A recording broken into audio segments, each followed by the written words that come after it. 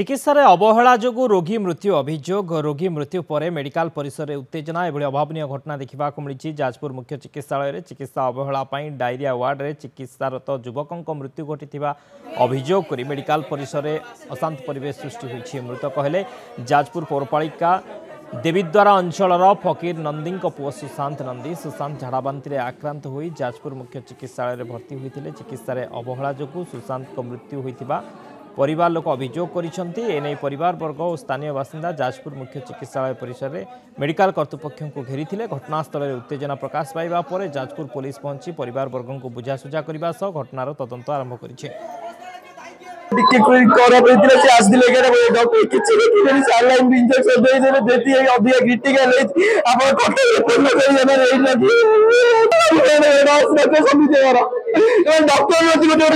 सार 5:58 आसिले आमको कहले आम रेफर करदेबू कटक आम पारू ना तुम सुगार कमी जाऊँगी सब बेले आम से 5:58 6:10-15 भितर ये आने भितर पेसेंट आम एत सीरीयस होगा जहाँकि आम कटक नापी असक्षम हलु।